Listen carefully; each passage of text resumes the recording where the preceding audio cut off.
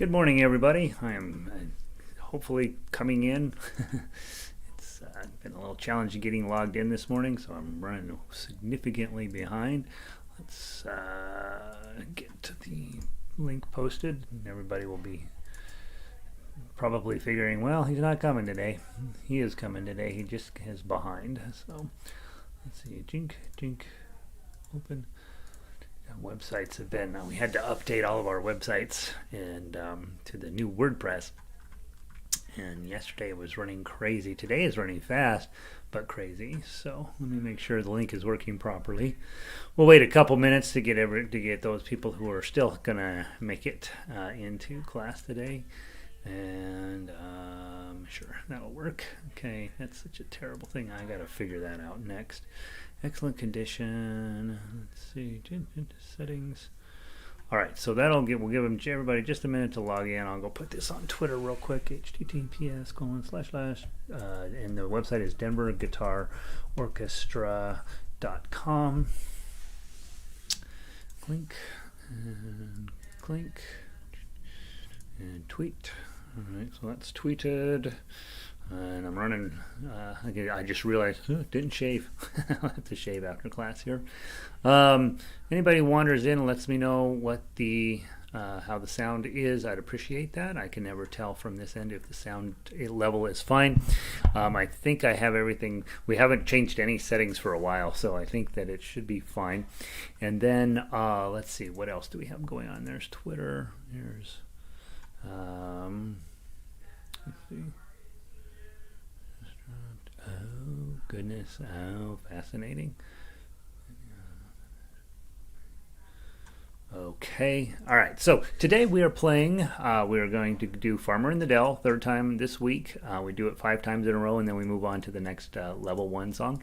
The level 1 stuff is designed to get new players moving up, and then, of course, players who've been around a while, give them a chance to go back and practice new skills that they may have learned. Also today, Drunken Sailor, which is hilarious.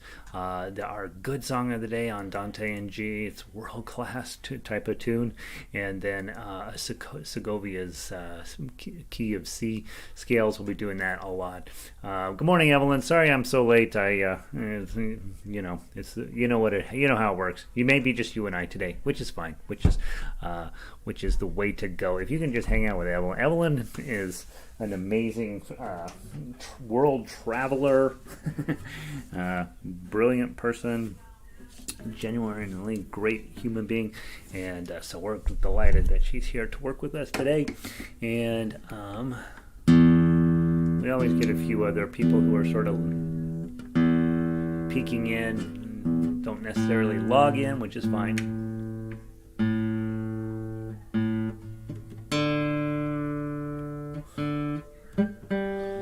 My instrument, the weather is changing a lot here in Denver, and so every 5 minutes I'm significantly out of tune. Seems like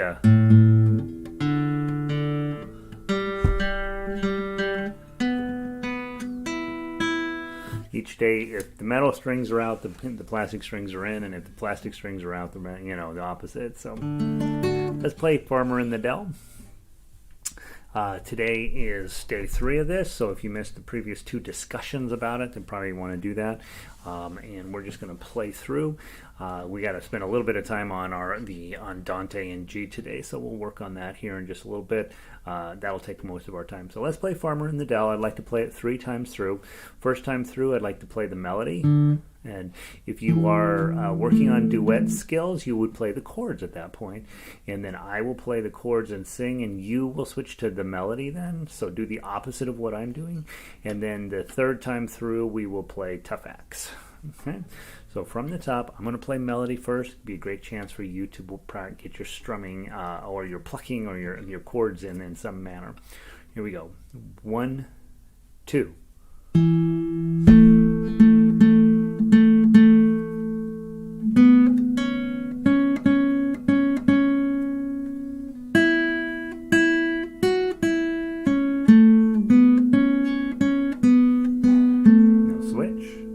The farmer in the dell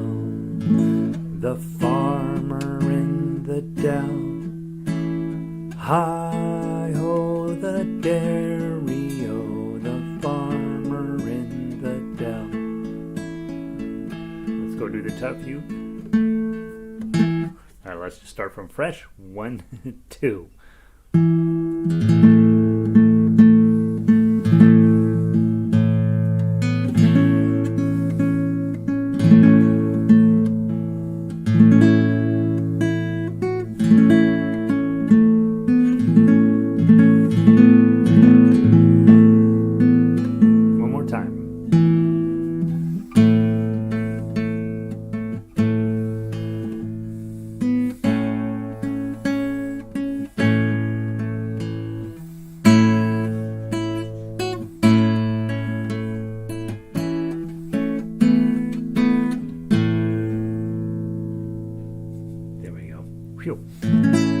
All right, let's see. Pauline is in. Hey, Pauline. Sorry, guys, I got in really late this morning. I think it was 10:07 by the time I finally got the stream going. And good morning, Elizabeth. Had trouble finding you. Yeah, I'm late today, so it was my fault. All right, let's see. There's Farmer in the Dell.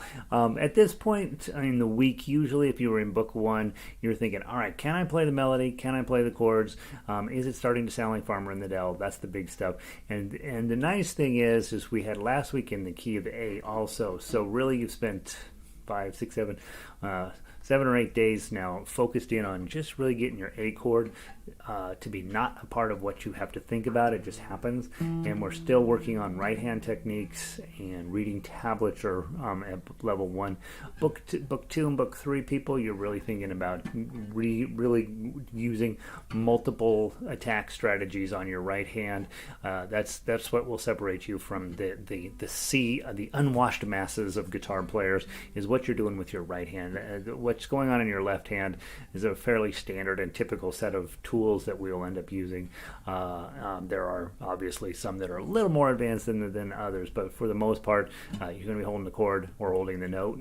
But over here, how you attack the guitar is what's going to separate your sound from somebody else's, better or worse, right? So, and again, we're not in competition with other people. We're in competition with ourselves. What could you do on this instrument a few months back, and what are you trying to work on now? All right, there's Farmer in the Dell. I'm going to move kind of quickly today through the other stuff because I do want to spend a little bit of time on Andante and G. It's only 8 measures, but every measure gives you something to think about. Let's go grab your Drunken Sailor. Drunken Sailor, there is a typo on here. Measure 4, the standard notation is incorrect, and on measure 4. Other than that, everything looks pretty straightforward. Let's not spend a ton of time on page on the main stuff because there's not a ton of melody here, right? What shall we do with the drunken sailor? What shall we do with the drunken sailor? Just not a ton there from a melodic standpoint, but what we're really working on here is, hey, this is your first song in a minor chord. Okay. And guitar does minor chords better than most instruments, right? I always talk about ukulele being a great diminished chord machine. Guitar, I think, is a great minor chord machine. I mean, that's why you start guitar. If you think about E minor, that's just so delicious. Even D minor, those are beautiful. So we're working on your minor chords. It makes it's a sad instrument, the acoustic guitar. Not only because it makes you sad because it's so hard to play, but also it just really wants it really wants you to bare your soul. That's why so many teenage girls choose this instrument over piano, because it's like, oh, well, that's how I feel, right? Or teenage boys too, I should say. Yeah, all teenagers, right? And many adults. When you switch to the major, still does a pretty good job, but piano does equally well. This is an instrument designed for your woes. Let's run through the song really quick, and then let's talk about what to do with this. This lesson here, even though it's only book 2, it's got some important ideas here for you to think about as a singer, as a music theorist, as a composer down the road. Grab your A minor, and then notice that as you sing this, how it's affecting your voice. 1, 2, 3, 4. What shall we do with the drunken sailor? What shall we do with the drunken sailor? What shall we do with the drunken sailor early in the morning? Hooray, and up she rises, hooray, and up she rises, hooray, and up she rises early in the morning. Now, if you're in a bar and you're having some drinks, you're going to play that a lot louder and a lot more aggressively. You're going to be trying to make it sound like you're a pirate. And so there's that going on. Then and the big things that you're learning in book 2 is, hey, I got my A minor. That's different. Here's your A major sound. Very happy and easy to get along with. We make a lot of A majors, but then when you switch it to A minor shape, very kind of sad, right? So that's the difference between major and minor. Minors tend to sound either they sound regal, they sound sad, they sound important, whereas major chords sound like, like you're a happy person, like that things are going to be fine. And so with this one, A minor goes to G, back to A minor. We'll take just a moment to point out, if you have put A minor on here, A, B, C, D, E, F, G, look where G shows up, all the way on 7. So if you're playing in a minor key, a lot of times the 7th chord will be your turnaround chord. So in other words, E is going to sound great as well. A, B, C, D, E, and that's your 1, 4, 5 system. So if I'm in A minor, D minor and E, in this case major, will sound amazing together. But you also have a turnaround, which is cool about minor keys, is you also have F and G hanging out over here, and all of those are going to sound pretty cool. That's why when I'm writing music, a lot of times I'll start in that minor key, because that gives me 4, 5, 6, and 7 as really cool chords to turn around on. So let me give you the example. Here's A minor. The 4th of A minor is D minor. Sounds good, right? The 5th is E major. Sounds really cool. The 6th is F major. Sounds like you're really building up to something. And the 7th is G major. And back to A. I know we're just talking book 2, but the stuff here is beyond book 2. Is really gets into composition and theory about, hey, if I'm in a minor key and I include 4, 5, 6, and 7 as my other chords, I got a whole bunch of horsepower that I'm going to be able to put into a song. So A minor, D minor, E minor or E major, F major, G major. So now all of a sudden you've got the Driving Through the Night rock ballad with A minor, E, F, G, and E, A minor, D, E, F, and G, and D minor. You probably use a D minor. You could use an E minor, going to an F major, going to a regular G, and back to A. That's a very powerful key sequence you can use. When we're in minor keys, you will tend to get songs that are really over the top dramatic, and I think, generally speaking, it's something to be starting to think about and to study. So let's go on to page 2, and I'll give you a little bit more information on that. When on page 2, I have it just written out like you would go to a strum along. Like if you ever go to the folk music jam, they're not going to hand out sheet music. They're going to hand out lyrics and chords. And in this case, you have it up here. What shall we do with the drunken sailor? What shall we do? And you're expected to know what your chord shapes are when you get to that sort of thing. So in this case, I gave you A minor and G, which I'm giving you the cheat sheet on page 1. But on page 2 here, it's just showing you, hey, you have to do this without the sheet music, just by listening, and that's one thing that I don't spend any time on, is using ear training. What shall we do with the drunken sailor? you just can feel a chord change coming there. What shall we do with the drunken sailor? What shall we do with the drunken sailor? Early in the morning. So you can hear those every day in this time slot. They spam me. I'm going to start locking my phone from 10 to 11. Okay, you have choices, right? You could do plucking. What shall we do with the drunken sailor? What shall we do with the drunken sailor? What shall we do with the drunken sailor? Early in the morning. Okay, so there's that. And then, of course, arpeggio picking. Now, I wouldn't call, generally speaking, if you're doing a pirate song or a sailor song or a work song, doing arpeggios may not be your best choice. But give it a try. Let's try that. Let's do the chorus with arpeggios. 1, 2, ready, play. Hooray, and up she rises. Hooray, and up she rises. Hooray, and up she rises.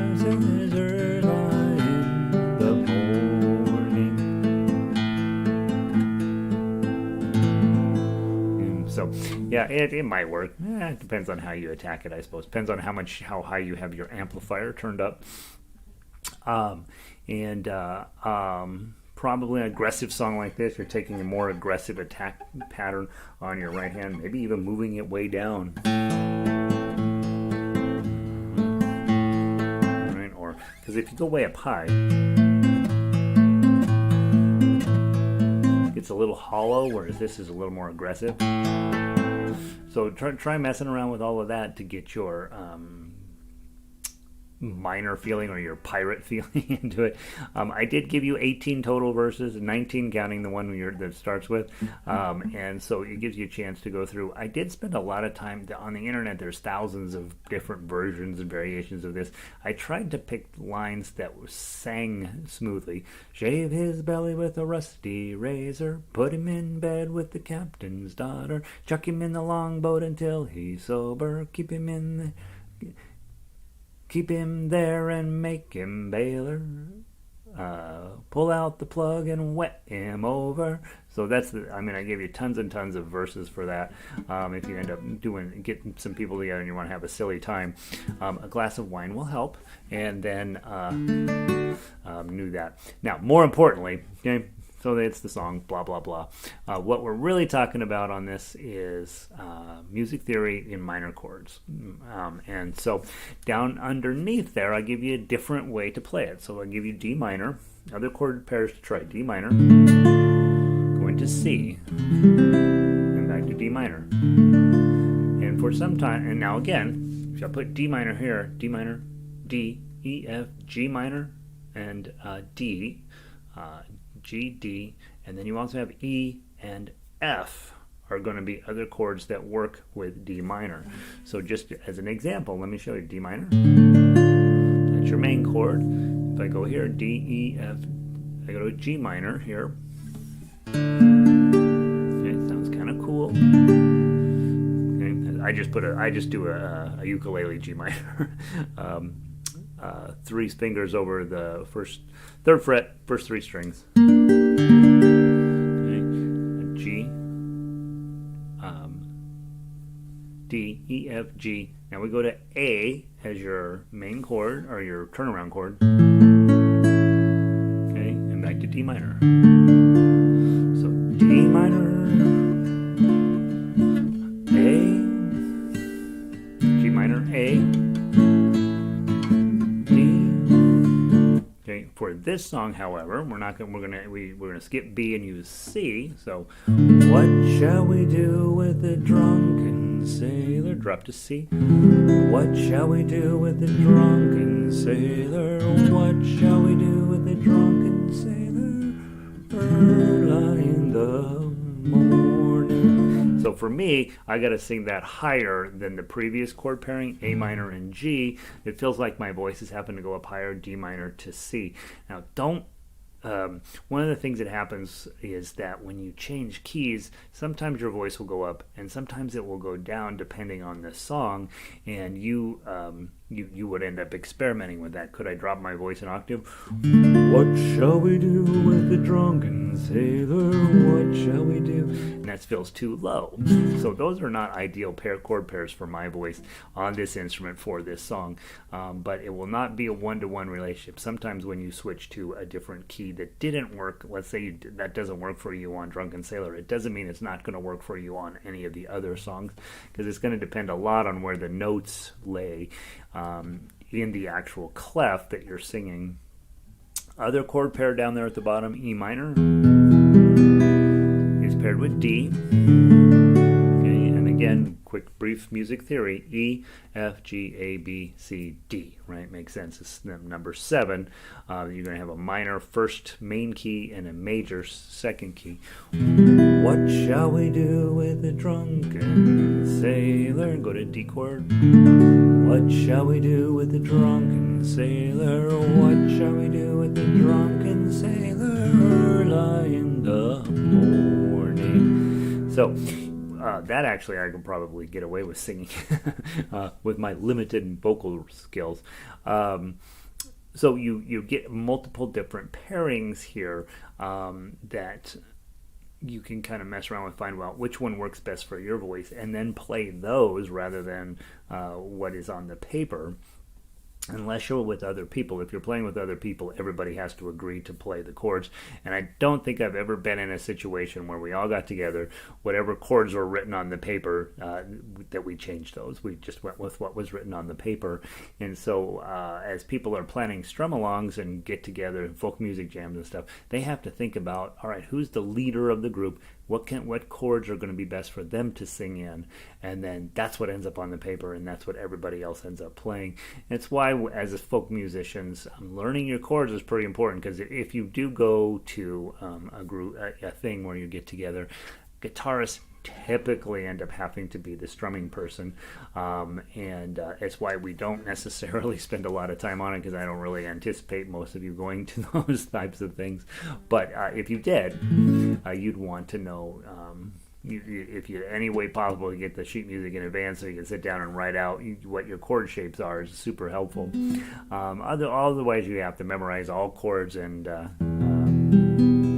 I don't necessarily think that that's a worthwhile goal, is to know every chord on the guitar. I think that seems like a crazy idea. The last thing on this piece of music, down at the bottom, I give you bar 1 and bar 4. Okay, so this is a relationship. And so I'm going to have you put a bar on 1 and then put the A minor shape in front of it. Now you're singing this song in A sharp minor, more popularly known as B flat minor. And its friend is up on 4 with the E shape in front of it. Okay, doesn't that sound cool? Now, if you have an electric guitar, especially a hard body electric guitar, this is how you're going to be playing this stuff.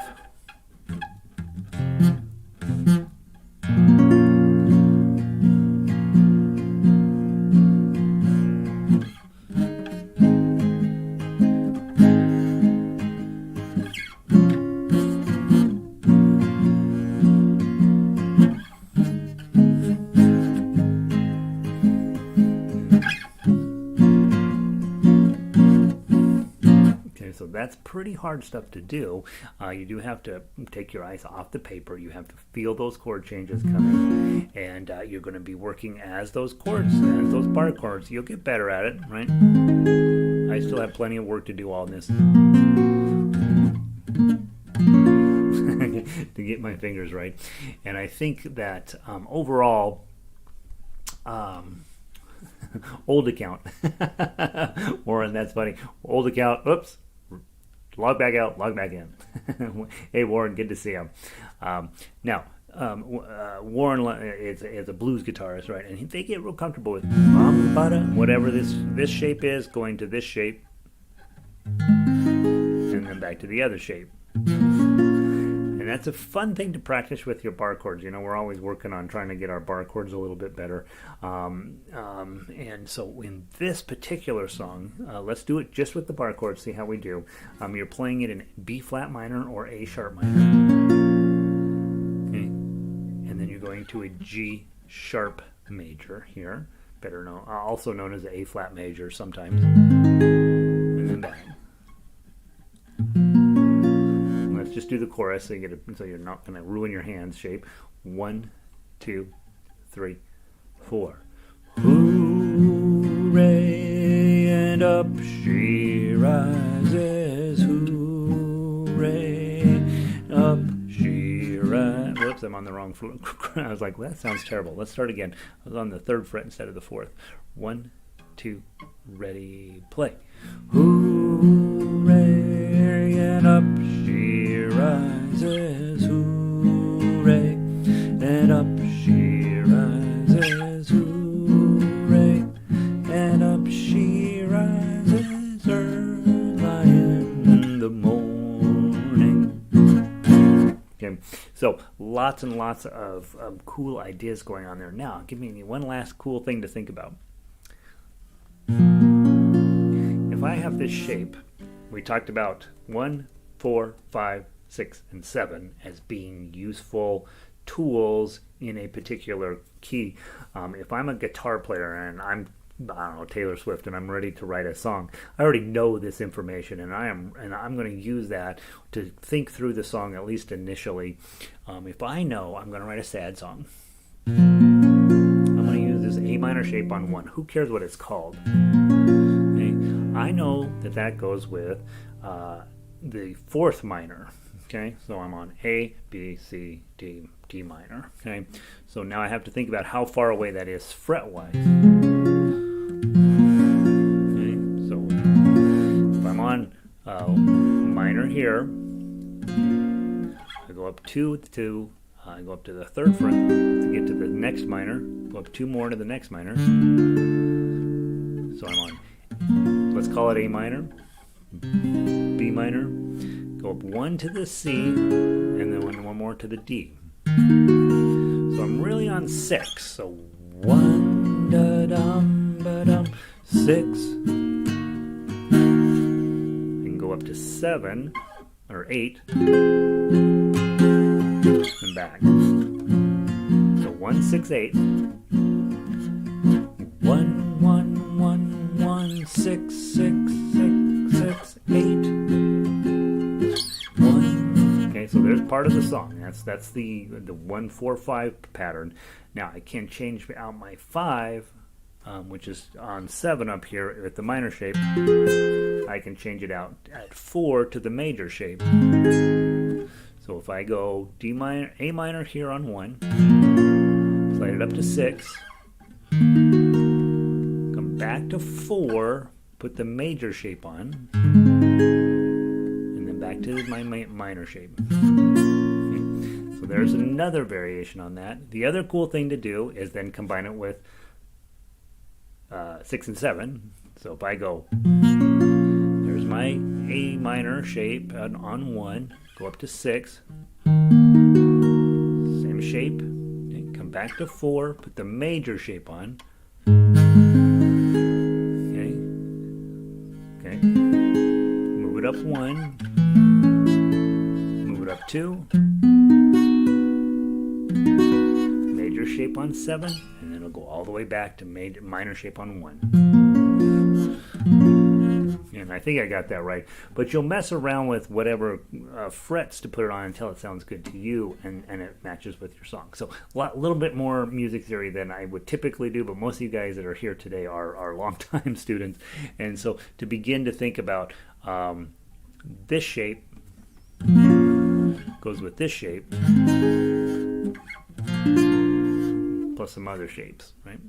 And you really are only holding two shapes, the E shape and the A minor shape, and then just finding which bar it fits on. There's rules for that that sound better or worse, and of course you often plan on breaking the rules. So that's the lesson at the bottom here. That says sound comparison of A minor, I didn't do that one. A minor, we did a little bit of that. Here's A major, here's A7, and A minor.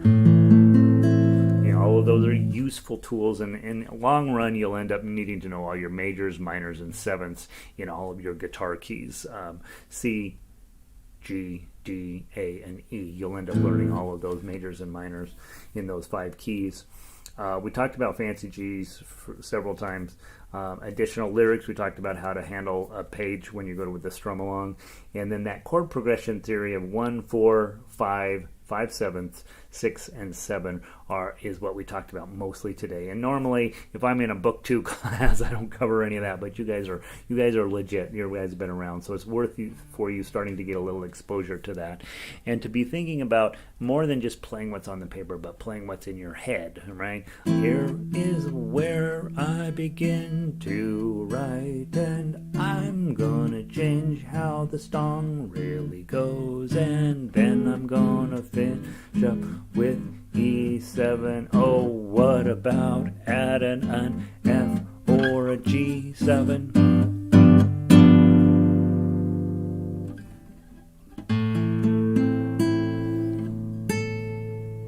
So you start to feel like, all right, I'm going to be putting some songs together. They don't have to sound good.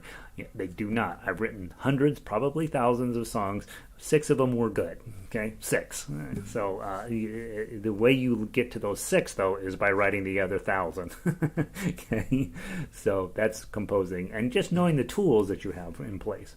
All right, kind of a long discussion. Hopefully, at least get you thinking in those ranges.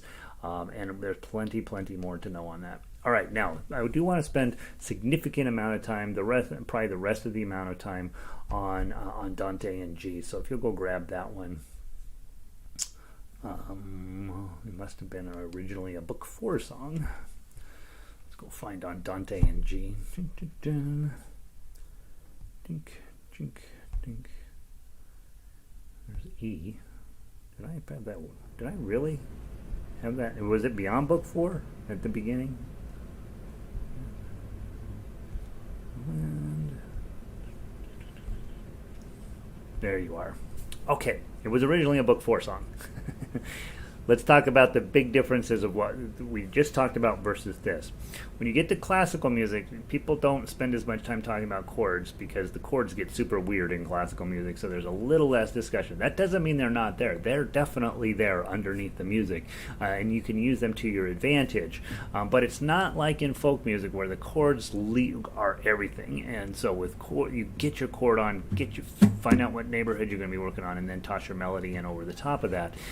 In classical music, we're still being beholden to the chords. It's just we spend a lot less time really fleshing them out fully, and that's why when we talk about getting to the highest level of music, you can get to a high level of guitar play without ever learning to read sheet music, but you can't get all the way to the high level, and because you really do start to need to write stuff down because it stops being quite as beholden to the chords. Yeah, they're still there, but we're really working on finding tones and ideas that don't fit into the chord. That's what classical music does, is it takes that to the next level. And then, of course, jazz pushes it even further beyond that, to the point of it not sounding good. And so that's what's going on here. We're taking the same chords. When Carulli put this out, it would never have occurred to him to write the chord shapes down above the line. He wrote down just the standard notation. Prior to that, the lute players didn't even write that down. They just wrote the tablature down, and then you were expected to have a sense of how the song went based on its timing. And so with this piece of music, I really think let's play through the melody, get a sense of what the song sounds like, but with this one we're going to focus in on getting the shape on to create an easier playability with the tough acts. And so let's play the melody. I say just play with your thumb, at least this time through, and be thinking about grabbing your chord shapes as you go through there. They will help you, generally speaking, get the right notes on. Not always. So from the top, super slow on this one. 1, 2, 3, 4. Oh, oh, oh, oh, 1, oh, 1, oh, 3, oh, 3, oh, 3, oh, 2, 3, oh, 3, oh, 2, oh, 2, oh, oh, oh, oh, oh, 3, oh, 3, oh, 1, oh, 1, oh, 1, oh, oh, 3.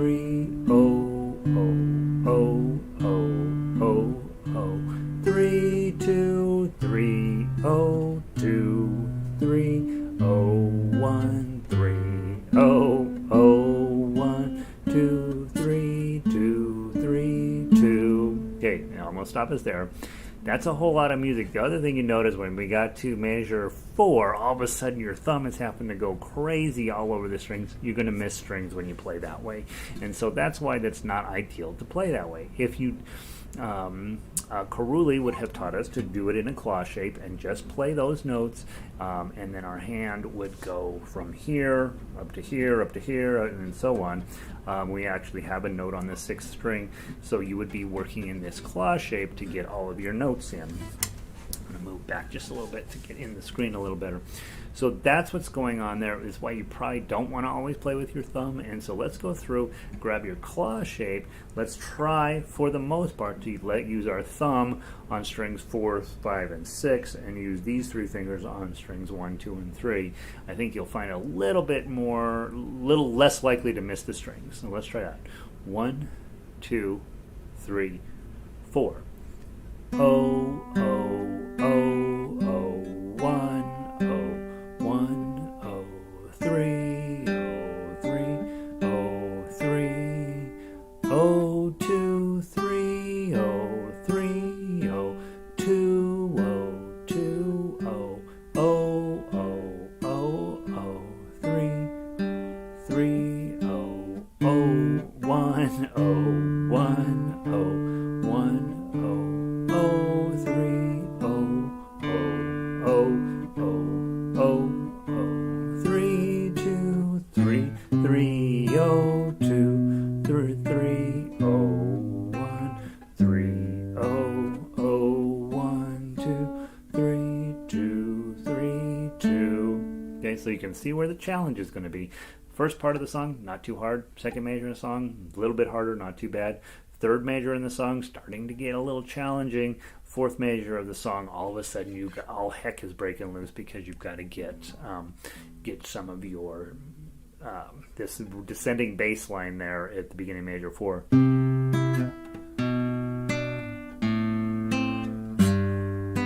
That's super, super challenging.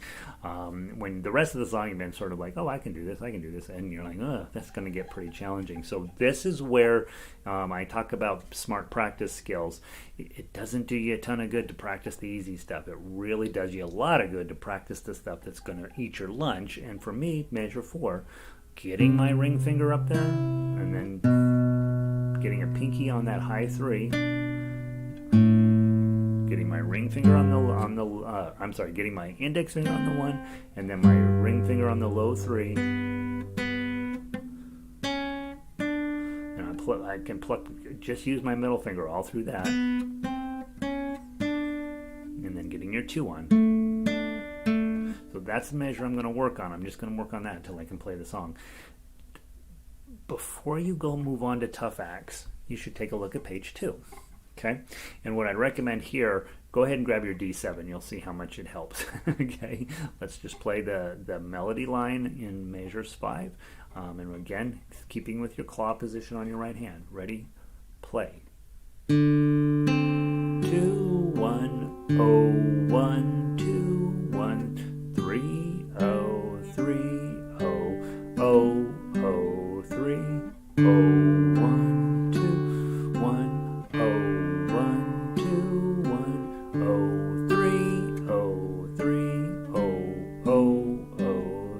Deep 3, 3, oh, oh, 3, 2, oh, 3, 2, oh, 1, 2, oh, 2, oh, 3, 2, 2, 3, oh, 1, 2, oh, 3, 1, 2, 3, oh, oh, 2, 3, 2, 3. Now, this page gets pretty intense right around measure 7, right? The first 2 pages are straight up chord positions. There's really very little motion you're going to need to make.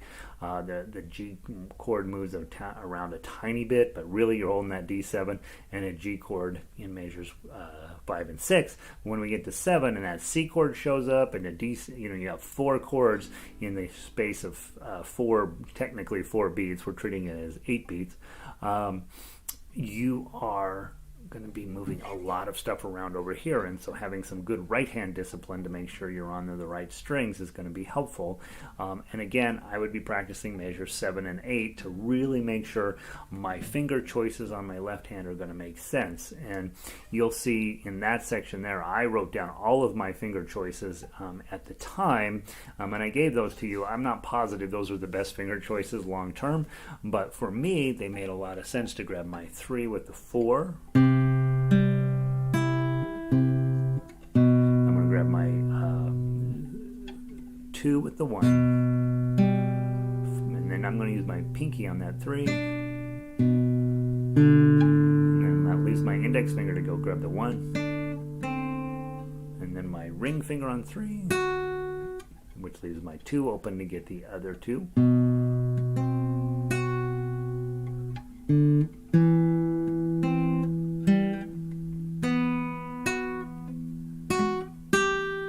Interesting. I don't think I would still do it that way.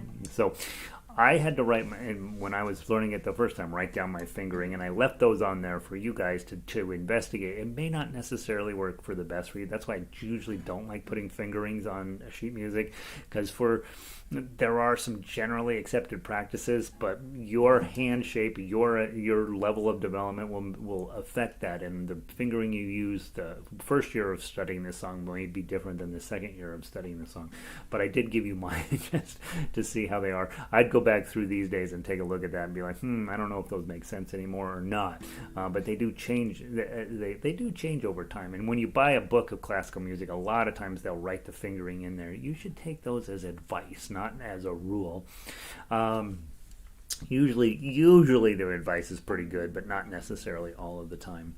Final piece of the puzzle on this song, and we'll play it, we will actually play it through on Friday, is to go back. And once you've got the idea of the song down, now you got to go back and do the tough acts, and that's where your chord shapes come in, okay? Because you're going to be doing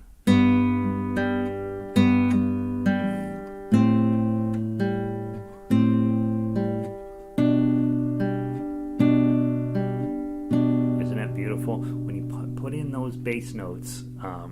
It makes the difficulty and the complexity of the song much, much higher, but it also gives you the reason why you're playing guitar.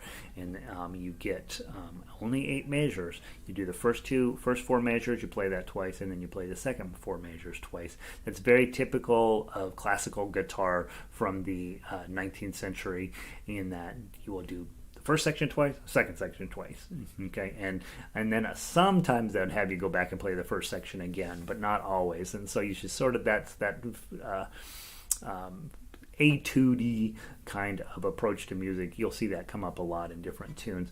I have a tendency as an arranger to sort of try to get rid of that. I think that's a very boring way to do it. If it were me, I would play page 1, then page 2, and then go back and play page 1 and page 2 again, and then put a nice ending on it. But I'm giving you a little bit closer to what Carulli actually wrote here. I like to fix music. This one, take your time. This one should not be a fast piece. When you get to measure 2, you see you're sitting with the C chord.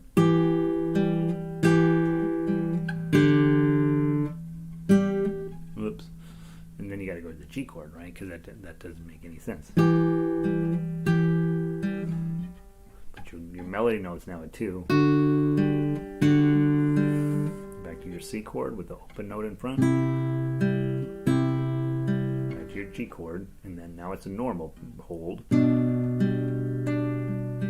D7 at measure 3. And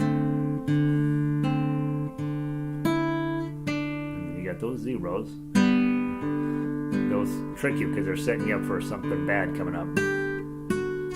Ring finger up on the 3. Middle finger.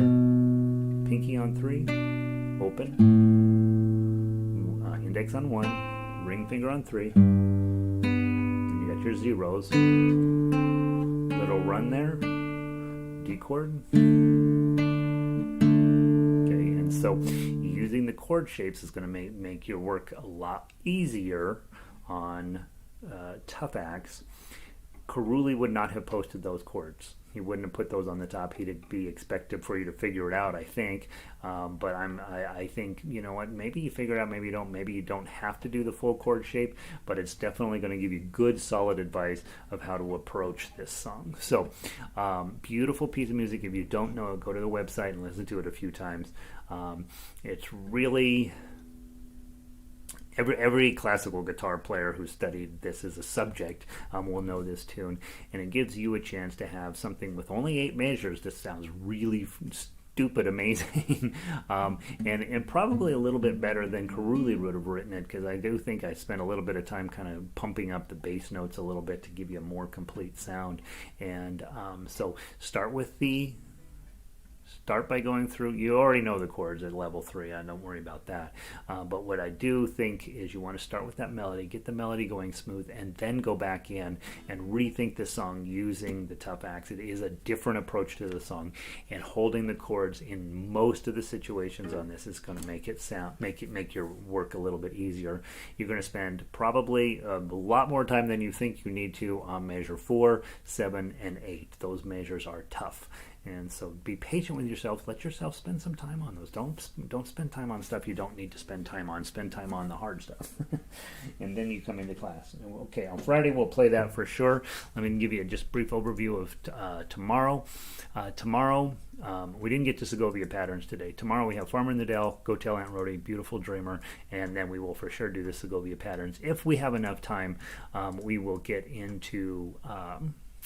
we will place Andante and G again.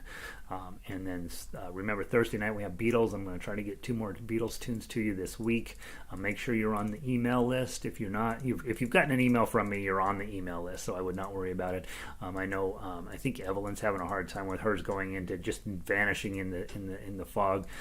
So if by Thursday afternoon you haven't gotten an email from me with the new Beatles tunes on it, you might send me a note and say, hey, I didn't get an email yet on with the new Beatles tunes.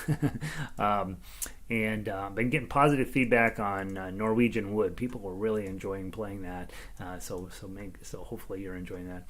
And then Friday we have a lot to get through, right? Segovia pattern, the open C scale, Farmer in the Dell, Deo, Down in the Valley, Drunken Sailor, Go Tell Aunt Rhody, Amazing Grace, America the Beautiful, Andante in G, and Beautiful Dreamer. So we got, I don't know how much of that we'll actually get to play, but we got a good Friday coming up. Good week of music. Really, it's like, a couple of real turkey songs in there, and then the rest are just amazing. And so hopefully this will give you something to work on. If I had to, my wish for you would be that you could play Andante and G without the sheet music. That would be one of my wishes for you. So I think you will be happy if you put in the time on that one. All right, Evelyn, see you in harmonica class. Sounds good. She's out.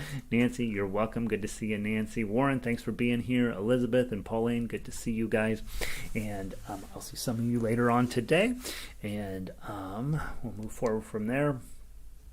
That's all I know. Be safe. Do a random act of kindness. Practice. Yeah, probably. Keep showing up here. If you are logged in, if you'd like and subscribe, that would be helpful to me. And that's what I know. Have a great afternoon, everybody, or a great morning, or a great whatever time of day it is for you. And then we'll move forward. Have a great afternoon, guys. Whoops, gotta hit the other button to end the stream. Ending the stream.